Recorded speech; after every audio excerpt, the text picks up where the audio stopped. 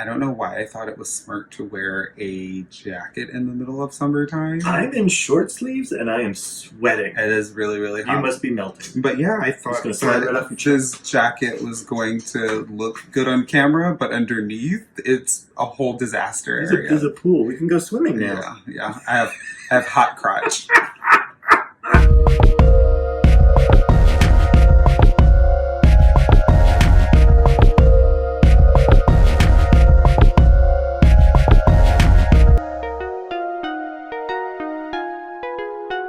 Hi everyone, and welcome to another episode of Relationshit, our weekly after show about our podcast, Relationshit. We are your hosts, the Critellis. I'm Marco. I'm Tony. And we are so excited to be back for another Friday. We hope everyone enjoyed this week's episode of Relationshit. I know I did.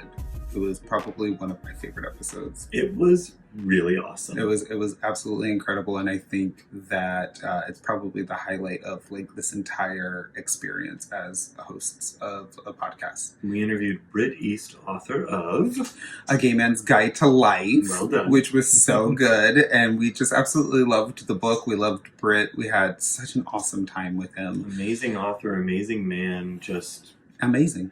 Incredible work that I honestly think it's a compendium to how to live as a gay man. Like it's really something that's necessary and long overdue that is not riddled in like sex or stereotypes. It's actually like applicable, useful information. Yeah, a compendium, in fact. Mm-hmm. Huh? That's crazy. Mm-hmm. No, we really enjoyed it. And on the episode, we got to talk a little bit about Britt's life and his beginnings in Tennessee. And then we dove into his current life and his marriage and how that all happened.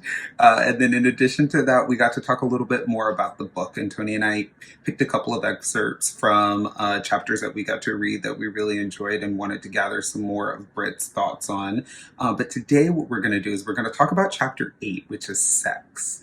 And we got to read this one and we have a couple of thoughts about it, and we just want to share a little bit of those thoughts today. What did you gather from this chapter, Tony? What did you love the most about it? So, what interests me is, something we've talked about many times is that gay people often miss out on milestones because of just being gay and not living where you are raised on values, or not having the same sort of ideas of values, not being able to share in certain milestones. Sure. And so he goes into some milestones, and I just want to touch on a couple because I thought it was really interesting. Mm-hmm. He talks about how, the differences between milestones in straight people versus gay people. He says, for example, the first crush. Sometimes straight boys relish their first crush on girls, while some gay boys hide in shame, having no clue or context for their new and frightening attraction to other boys. Yeah. He goes on to talk about other milestones like sexual sharing, first dates, first kiss, social functions, and sexual exploration, all of which could be met with guilt, violence, or shame. And he also talks about how the thing that a lot of gay people share with straight people, straight men, a lot of gay men share with straight men, is that this experience is still, misogyny, but that this experience is still with a woman. Yeah. And how that means something very different for a gay man. Yeah. So that I thought was just incredible. I thought that was really great. What about you? Just the whole thing. I loved that he kind of started the whole thing about like getting real about homophobia and how a lot of homophobia is actually riddled in misogyny and like the fetishization of like a bunch of different things and sexual expression and all those different things. He also talks about how being labeled a bottom is,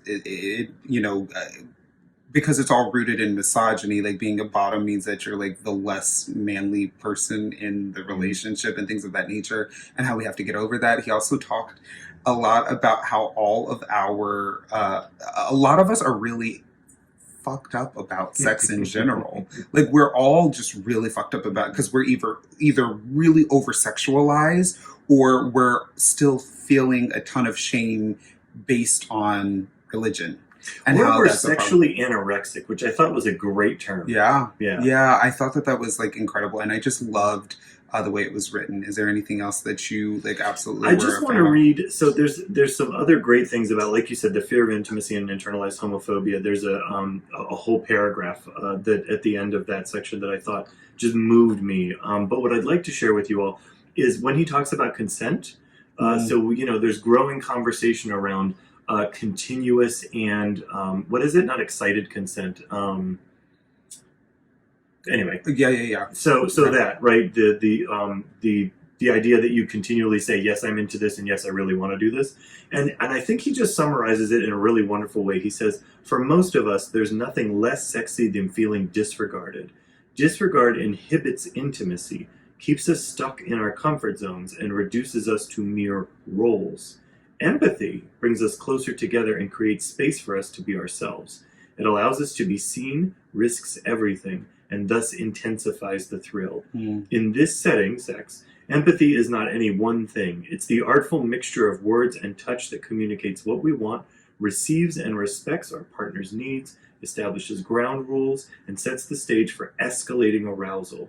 During healthy sex, we demonstrate empathy and consent continuously throughout the process of seduction, the sexual act itself, as well as the aftercare.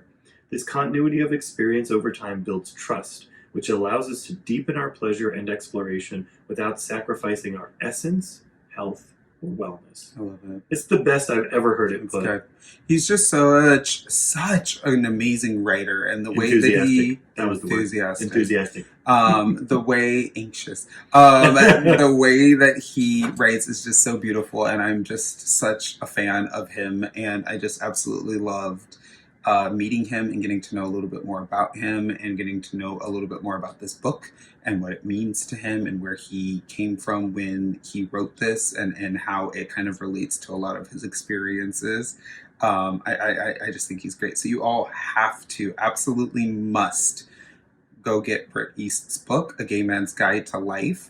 Make sure you check that out. There are links in our show notes for the podcast. On the website. So make sure you do that. And on the website, make sure you head to the website because we gave him a nice big space to be able to promote the book in a really exciting way. So splash landing. Yeah. So you guys got to make sure you go there and check that out because the book is going to change your gay life, I promise. And you will revisit it many times when you're in different situations. It's an excellent novel that reads like a textbook. Absolutely.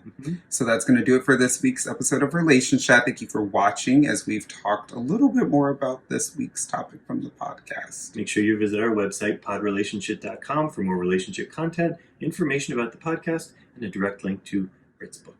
Do you have some problems? Then definitely write us and fill out a listener situation on our website area. Like you can do that, or you can write it on relationshipquestions@gmail.com. If you're not a Patreon member already, please visit patreon.com/podrelationship and start donating today. Your donations will give you early access to the podcast and even give you the behind-the-scenes interviews with our weekly guests. And you guys head to our website now. We also have a new link that is about our partnerships. So you guys can get access to paraso-usa.com. You can also get the link to betterhelp.com/Critellis, and then also our Patreon page and all of that good stuff as well. So make sure you head over there so you can check that out. And the various discount codes that you'll get. Absolutely. Make sure you also check us out on Facebook, Instagram, and Twitter.